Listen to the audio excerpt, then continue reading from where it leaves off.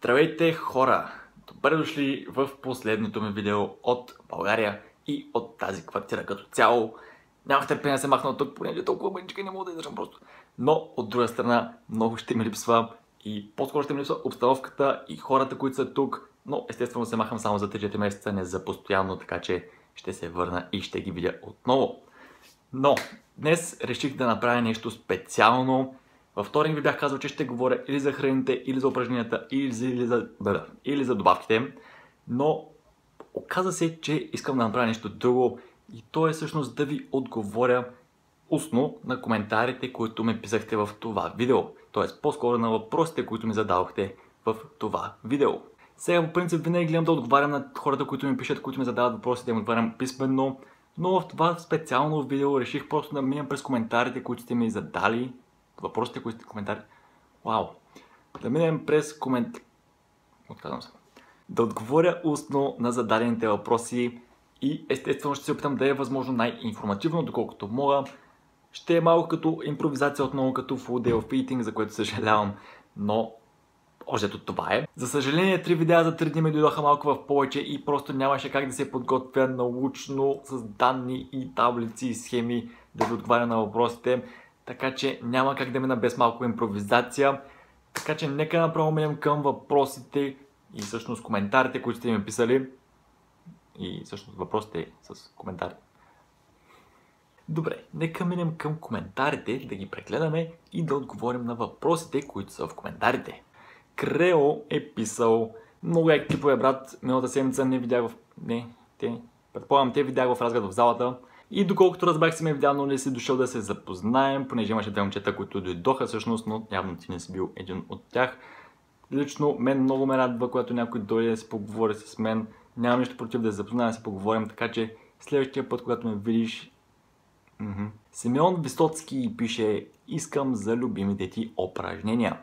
И съжалявам, но това видео ще го фокусирам върху тези коментари, така че няма да мога да ви покажа любимите си упражнения за всяка мускулна група. Със сигурност ще направя такова видео в бъдеще. Не обещавам точно кога, но ще направя със сигурност. Владислав Илиев казва: ако може, направи клип за любимите ти упражнения. Отново няма да мога, съжалявам. И един въпрос: от 2 седмици съм на кът, гледам да не ям сладко и junk food, следя колко калории приемам. Въпросът ми е да очаквам ли някакви резултати или трябва много по-сериозно да подходя. Аз ти го отговорих това като коментар, но общо взето това, че си спрял сладкото и вредната храна и мазото и така нататък, не е гаранция, че ще сваляш килограми. Би трябвало всички да знаем, че за да сваляме килограми трябва да сме на калориен дефицит, т.е. да приемаме доста по-малко, не доста, но стабилно количество по-малко калории, отколкото изразходваме.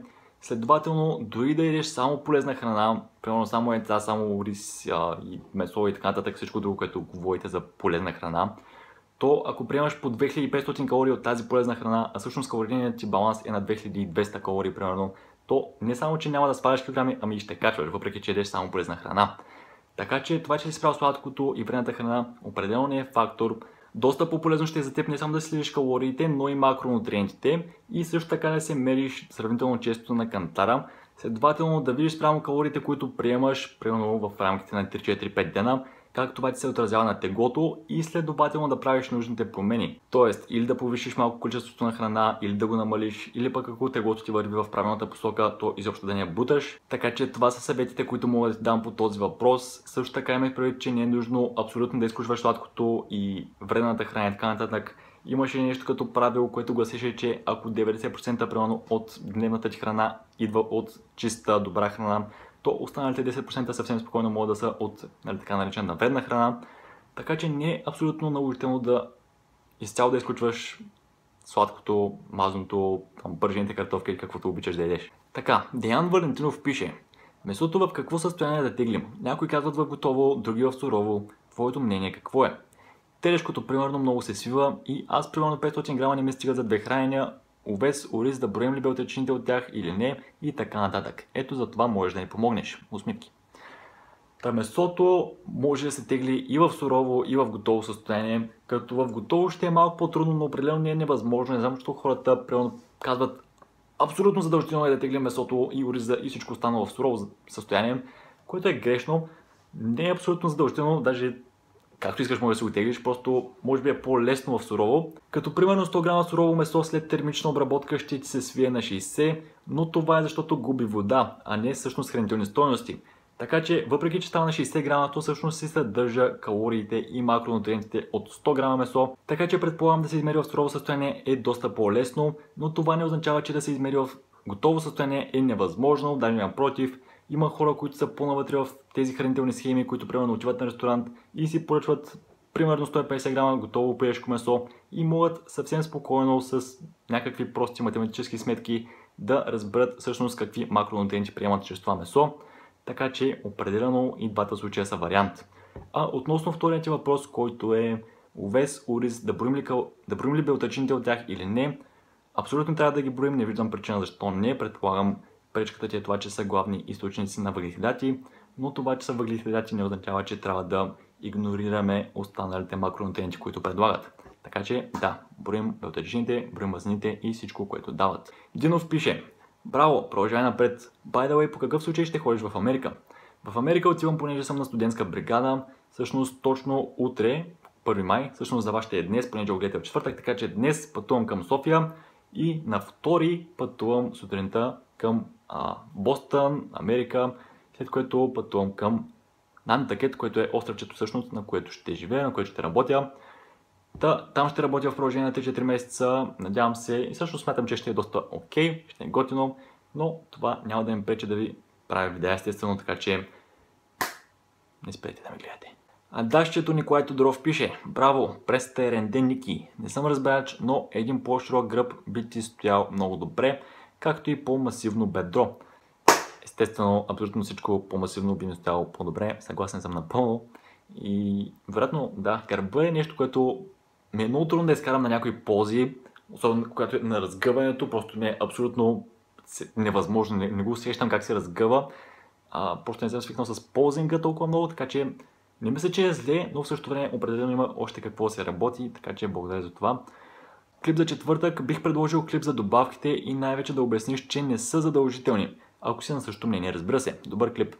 Благодаря. Това е всъщност единственият човек, който искаше да говоря за добавките, за суплементите, но аз исках толкова по-информативно да навляза в тази сфера, но никой от вас друг не поиска да говоря по-сериозно за това, така че нямам. Ще отговоря само на въпроса, който беше за добавките и най-вече да обясниш, че не са задължени.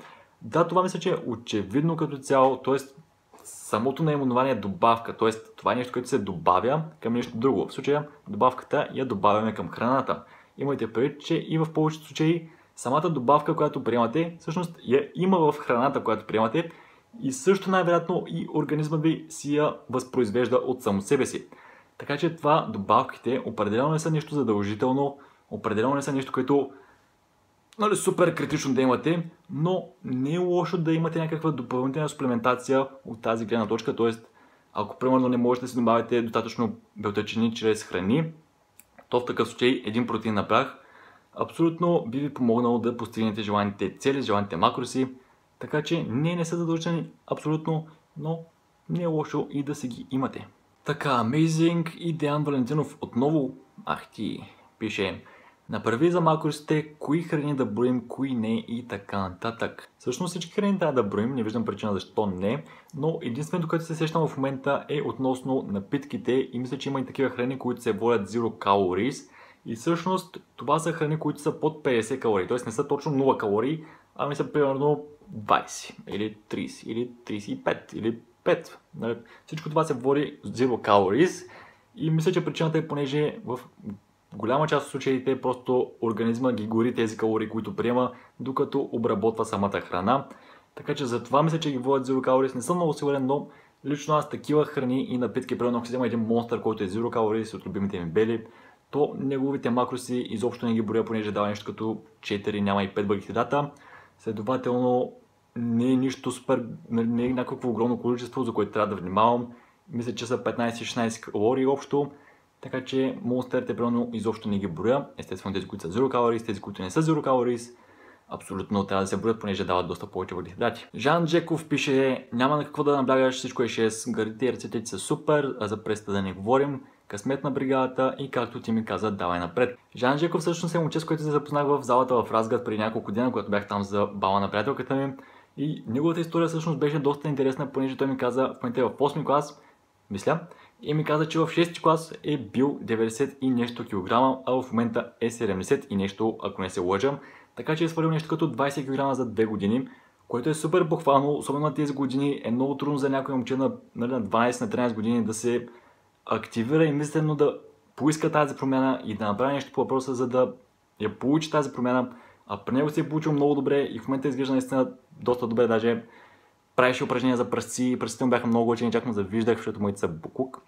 Но като цяло такива истории са ми много мотивиращи, понеже промяната е очевидна, не мога да се представя как изглежда в 6 клас, но в момента се изглеждаше доста добре, така че само мога да му кажа браво. Светозар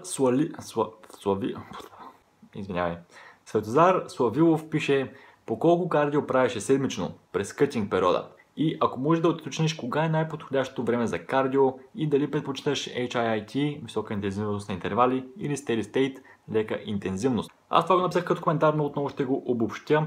По време на моето чистене бях започнал в началото да правя HIIT, High Intensity Interval Training, като всъщност правех 2 пъти седмично мисля кардио, но в един момент нещо прекалено се изсилих, не знам точно какво стана, но си контузих дясното ходило, след на което ми беше много трудно да ходя, камо ли да бягам, така че не можех да правя повече кардио и бях спрял, след което просто малко се демотивирах да правя кардио, понеже цялата логика на моя кът беше да изчистя 3 кг за 3 месеца, което отново казвам е пародия и не ви препоръчвам да си опитвате такива. Тоест това е нещо като миникът, само че за дълго време, което е глупаво отново.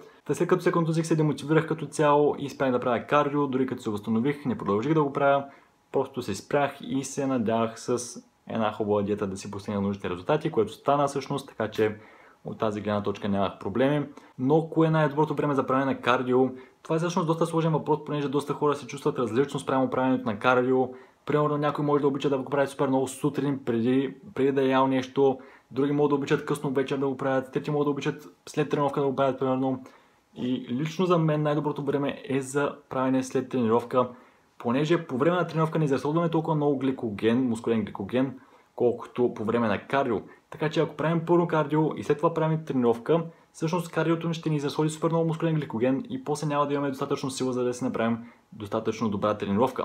Следователно, първо искаме да изразходим малко мускулен гликоген от самата тренировка с тежести, след което да направим кардио. VRK95 пише следващ клип за макросите и калориите. Сега това е една от трите главни теми, за които исках да говоря, но понеже започнах с тези коментари и не мога да си отделя цялата информация цялото време на този въпрос и да говоря супер много за храните и за макросите, така че ще обърна само малко внимание на това, понеже доста често напоследък слушам хора, които се чуят защо понякога макросите на някои храни не съвпадат с калориите, които пише на тях. Сега първо имайте в предвид, че не всички макроси и изписания на храните са напълно точни. За пример мога да дам, ако имаме едно пиле в сравнение с друго пиле и вземем 2 бута от тези пилета, то единия бут примерно може да е доста по-омазен, отколкото бута от другото пиле.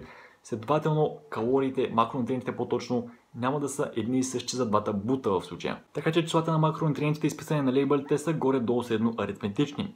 Също така, имайте в предвид, че отдела на земеделието позволява закръгляне на цифрата на калориите. Тоест, ако е под 50 калории някоя храна, те могат да закръглят това число на плюс-минус 5, а ако е над 50 калории, те могат да го закръглят на плюс-минус 10. Тоест, ако вземем някоя храна, която е 43 калории, примерно, точно, то те могат, ако искат да я напишат, че е 45 калории, могат да напишат и че е 40 калории.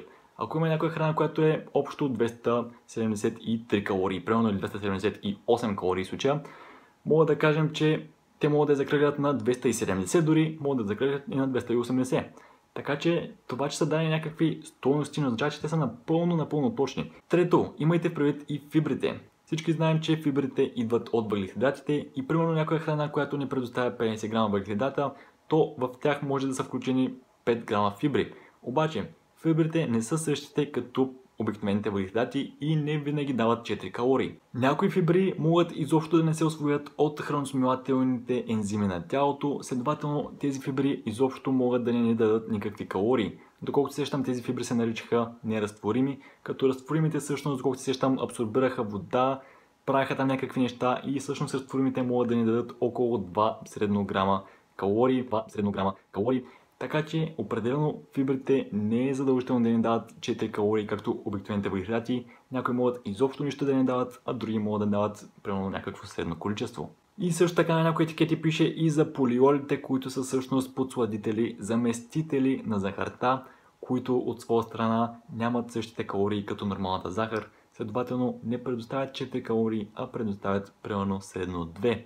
Така че също и там има някаква минимална разлика в калориите и от това може да се получава разминаване между дадените макронутриенти и дадените калории.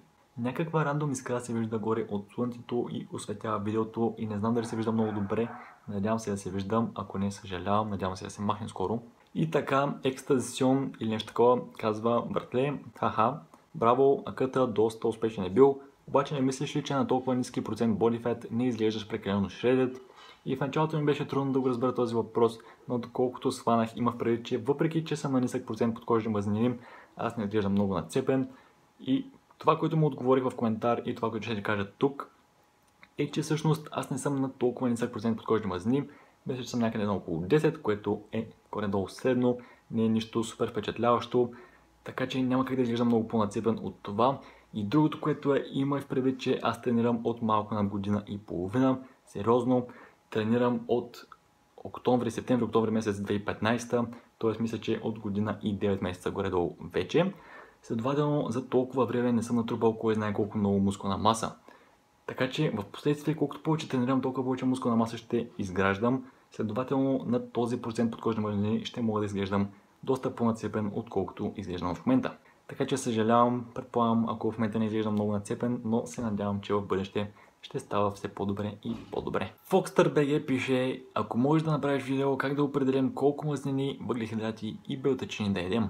Ако не, направи видео по-подробно за храните. Сега това за определението на макронутриентите е малко по-сложен и дълъг процес, но ще се опитам възможно най-кратко и надявам се достатъчно подробно да ти обясня горе-долу за какво стана въпрос. Като да предположим, че си на около 2000 калории, независимо дали качваш, сваляш или поддържаш на 2000 калории си и в същото време тежиш примерно 70 кг. Първо да почваме от белтъчините. Те трябва да са ти между 1,8 грама и 2,2 грама за килограм. Следователно да кажем, че средно обичаш белтъчини и си решил да имаш по 2 грама белтъчини на килограм. Следователно смяташ 70 кг по 2 грама белтъчини. Това са 140 грама белтъчини, които после умножаваш по 4, които са калориите на белтъчините и получаваш 560 калории, след което минаваме към мазнините. Тях искаме да са някакъв процент между 20 и 30, може би и 35% максимум, като да кажем, че в случая взимаме 25% средно число и от 2000 калории гледаме колко са 25%, това са мисля 500 калории. После тези 500 калории ги разделяме на 9, които са всъщност калориите за 1 грам мазнина и получаваме някакво число като 55 цяло и нещо. Ако не се лъжа, ако математиката ми е вярна, не съм сигурен, но горе-долу мисля, че толкова се получава. Следователно имаш 55-56 грама мазнини и 140 грама белтъчини до сега. Вследствие на което от общите 2000 калории махаш калориите на белтъчините, които бяха 560 мисля, в комбинация с калориите на мазнините, които са 500, т.е. от 2000 вадиш 1040 и остават 960 калории, които разделяш на 4, понеже това са калориите за 1 грам въглехидрат и това е общо дето. Надявам се да си ме разбрал, наистина беше много набързо и много накратко, просто гледаш съотношението между трите да не е толкова голямо като 400 на 140 на 50. Както и да е, разбраме общо за какво стана въпрос, минаваме към следващия въпрос, който е на Wolf Protos и пише: ако може клип за макросите и калориите, това го направих вече и ще се радвам ако вбъкнеш няколко съвета в видеото как да действаме, ако не искаме да броим калории и макроси за качване-сваляне. Иначе браво за физиката, благодаря. Според мен е много добре, но може да обърнеш малко повече внимание на бицепса, но и то е добре. Благодаря. Продължавай да правиш тези видеа. Окей. Относно въпросите. Как да действаме, ако не искаме да броим калории и макроси за качване и сваляне? И тук много хора биха ти казали, че е доста трудно, което не е напълно вярно, но отчасти е вярно. Сравнително по-трудно е, отколкото да решиш да си ги броиш, но има варианти за това, като на първо място трябва да си наясно поне горе-долу кои храни какви макроси дават. Тоест, примерно трябва да си наясно, че месото предимно дава белтъчини и малко мазнини, че кашкавал примерно дава мазнини и отново белтъчини, че зеленчуците и плодовете дават предимно въглехидрати и малко белтъчини, че обесени ядки дават главно въглехидрати и така нататък и така нататък. Трябва да си наясно поне горе-долу с тези неща, като след това, което искаш да направиш е да поддържаш поне някакъв баланс на храните.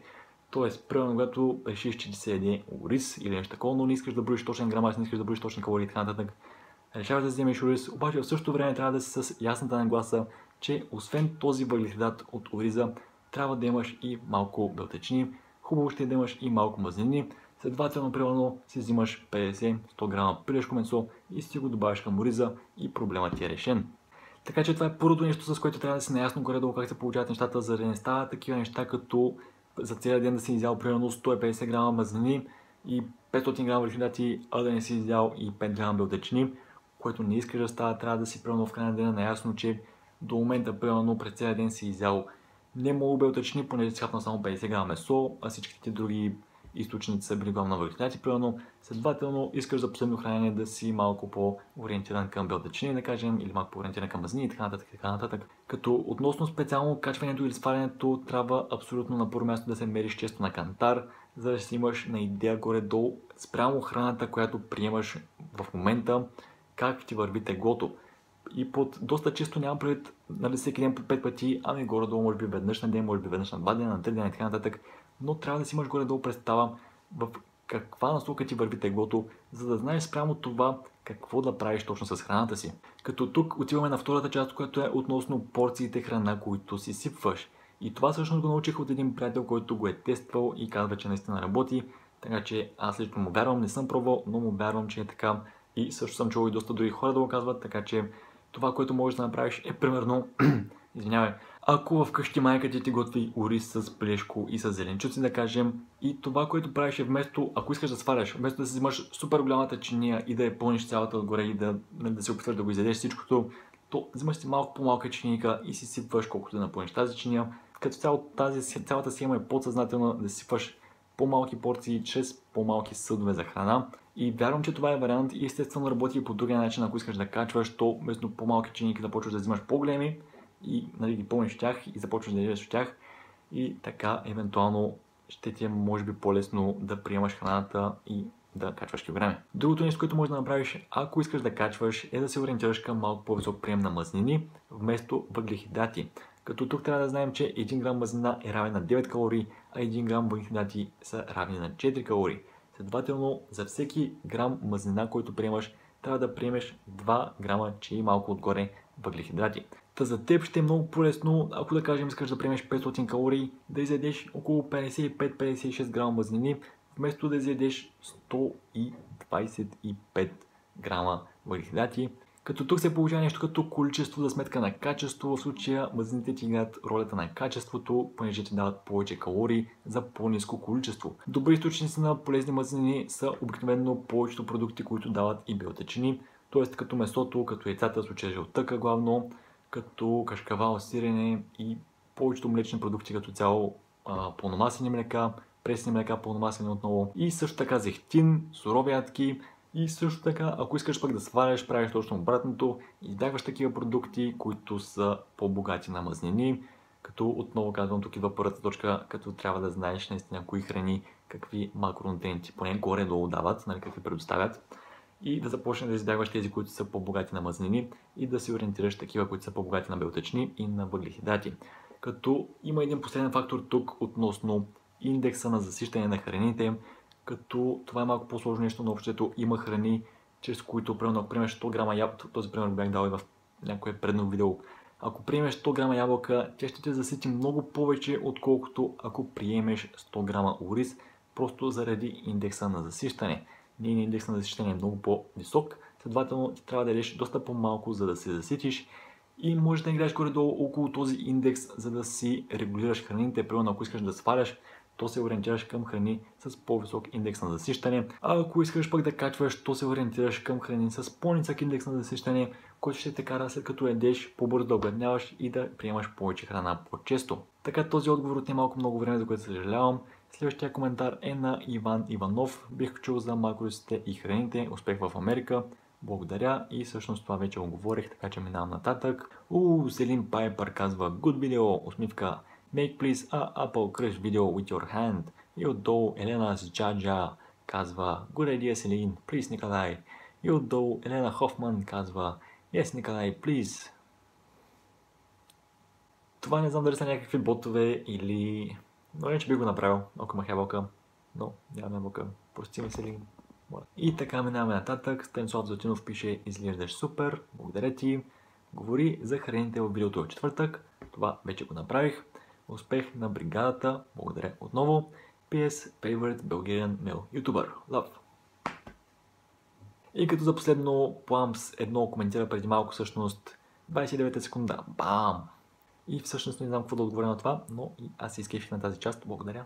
И с това приключваме това видео. Благодаря ви отново за въпросите. Надявам се, въпреки липсата на адекватна подготовка, да съм ви бил достатъчно полезен и информативен и да съм ви дал достатъчно добри отговори на въпросите, които ми задавахте. Това видео беше доста интересно, поне за мен беше удоволствие да ви отговоря на въпросите. И ако искате да има още такива видеа, коментирайте отдолу в секцията с коментарите, за да знам дали да правя такива видеа, понеже на мен лично доста ми хареса това и бих се радвал, ако имаме още такива епизоди. Така че коментирайте отдолу дали искате да има още такъв тип видеа и също така продължайте да си задавате въпросите в секцията с коментарите, за да знам всъщност какво ви интересува, понеже по такъв начин ми помагате доста. И вместо да говоря за някакви неща и да си мислям аз собствени теми, които може да ви интересуват, може да не ви интересуват, по-добре вие да ми задавате въпросите и аз евентуално да ви отговарям или като коментар, или да правя специални видеа като това специално.